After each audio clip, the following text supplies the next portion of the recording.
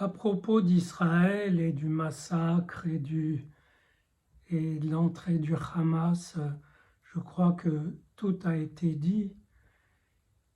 Ce qui me préoccupe, c'est de comprendre pourquoi c'est arrivé.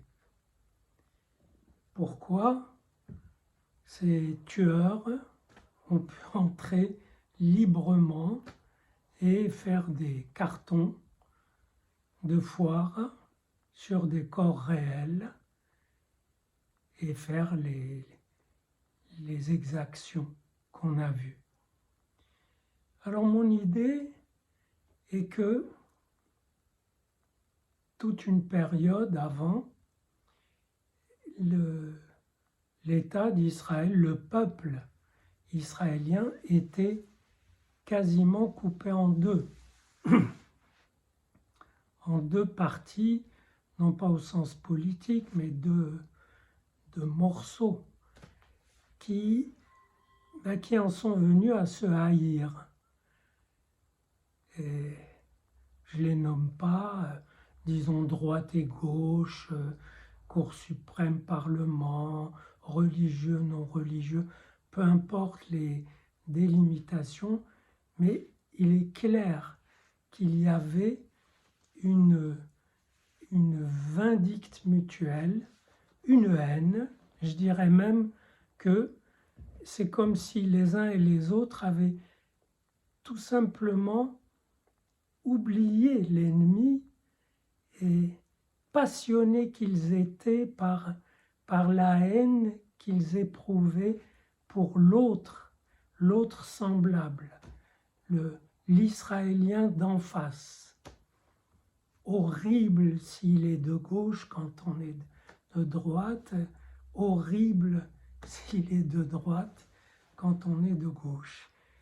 Et cette absorption dans la passion haineuse a fait oublier l'essentiel, c'est-à-dire les contours du pays, ses frontières, l'existence d'un ennemi. Elle a fait oublier la haine de l'ennemi ou ses variantes modestes qui sont la peur, l'appréhension, les précautions, la surveillance, bref, toutes les mesures qu'on prend parce qu'il y a un ennemi implacable en face qui vous tue dès qu'il vous voit, sans examiner si vous êtes un enfant, une vieille femme, une femme, un homme armé ou désarmé. Et donc, mais l'ennemi, lui, n'a pas oublié sa haine. Et donc, il est entré, il a fait ce qu'on a vu.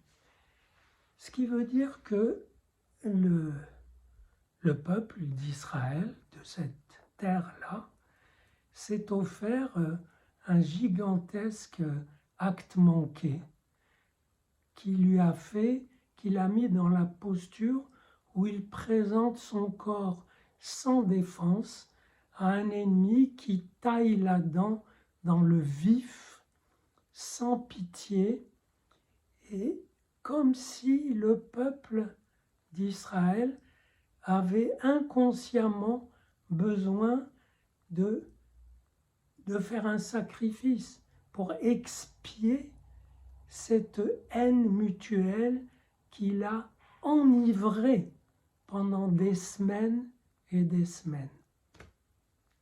J'ai même entendu des soldats dire qu'ils ne répondraient pas à l'appel parce qu'ils n'ont plus confiance. Ça veut dire que cet acte manqué s'est traduit évidemment sur le terrain par des négligences en cascade qui ont fait que le lieu le plus gardé, le mieux gardé, ne l'a pas du tout été, qui ont fait que la sidération est planétaire. Quiconque apprend cette histoire dit qu'elle est incroyable.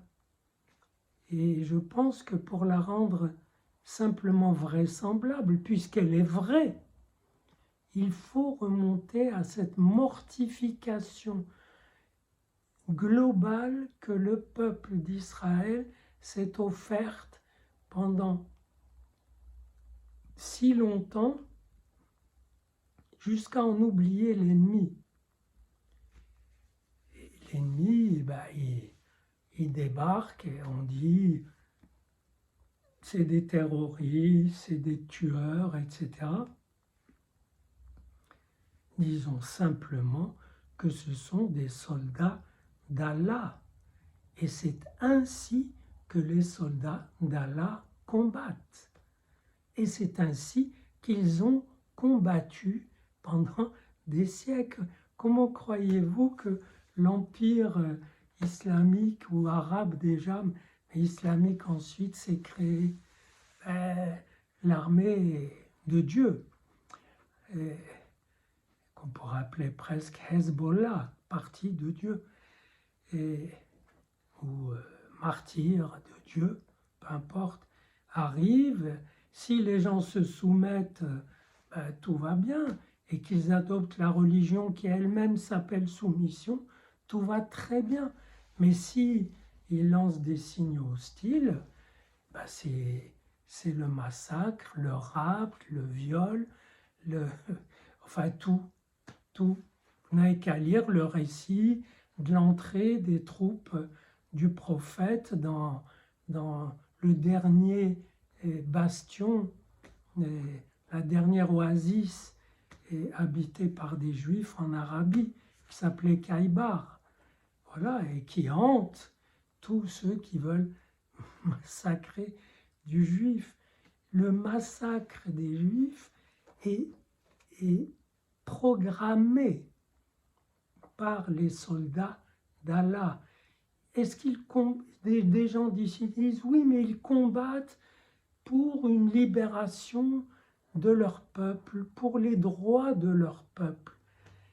Je ne vais pas les contredire, et bien que dans la charte de Hamas, ce n'est pas vraiment ce qui figure, mais ce n'est pas l'essentiel. Ils combattent pour les droits de toute la Oumma, qui inclut le peuple palestinien. Il n'y a qu'à voir les foules musulmanes qui ont applaudi, que ce soit à Toronto, à Téhéran, au Yémen, partout où elles ont pu. Et comme pour le 11 septembre, puisque c'était aussi des soldats de Dieu qui ont fait ça, d'Allah. Et donc, voilà, c'est comme ça que combattent les soldats d'Allah. Dans quel but? Dans le but d'établir un État qui soit digne de la perfection de cette religion. Donc, les gens de gauche qui disent oui, mais ils défendent les droits du peuple palestinien, en effet, les droits à un État qui serait à l'image de Daesh, de l'État islamique, c'est-à-dire éradiquant toute altérité. Donc il ne faut pas qu'ils jouent les hypocrites.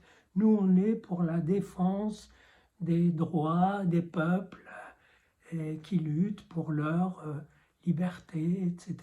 C'est un droit particulier et plombé par le fait que seule la cause de Dieu peut le booster, parce qu'il ne trouve pas d'autre énergie pour avancer.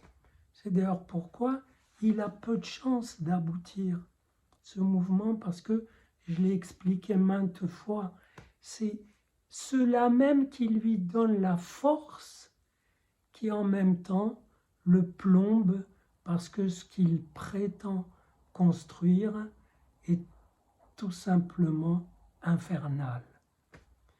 Voilà, alors que pourrait faire Israël, déjà vivre son deuil, un deuil très difficile, car c'est non seulement le deuil de tous ces morts, le deuil des captifs qui ont été emmenés, mais c'est aussi le deuil d'une image de soi. C'est le deuil de s'être fait avoir aussi bêtement alors qu'on est intelligent. Ça, c'est un deuil narcissique terrible. Et le deuil d'avoir été aussi complaisant et d'être compté comme capable de faire une telle bêtise. Donc ça implique aussi de surmonter la déprime, la tristesse, la dépression et l'incompréhension. De ne pas laisser l'incompréhension, mais la percer. Et les mots que je vous donne devraient pouvoir y aider, affronter cette espèce de duo de deux narcissismes tellement ivres d'eux-mêmes qu'ils en oublient la vie, la survie. Et donc essayer de produire de la vie sans oublier que les forces de mort veillent tout autour. Et qu'il ne suffit pas de proclamer la vie, de la vivre intensément, mais on ne peut la produire que en assumant le couplage qu'elle fait avec la mort en suspens, la mort suspendue, tout près, à quelques kilomètres. Voilà. Alors apparemment, Israël a choisi de faire un blocus. Est-ce que ça marchera? J'en sais rien.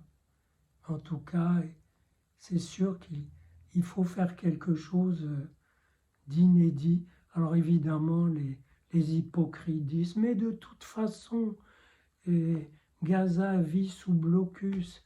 Pas du tout. Et on lui fournit la nourriture, l'énergie, tout. Tout arrive de l'extérieur. L'argent aussi. Et donc, un blocus, c'est une grosse affaire. C'est pas évident. Est-ce que un blocus est réalisable? Encore faut-il l'expliquer. Parce que ici, très rapidement, les gens diront, mais quoi, on a faim, on a soif des femmes et des enfants, c'est injuste, alors que seule une poignée a fauté. Ben voilà, c'est ça qu'il va falloir affronter. C'est une guerre difficile, c'est pas seulement extraire les captifs des souterrains, c'est pas seulement détruire les souterrains, les tunnels, ils seront reconstruits parce que cette affaire n'a pas de solution finale.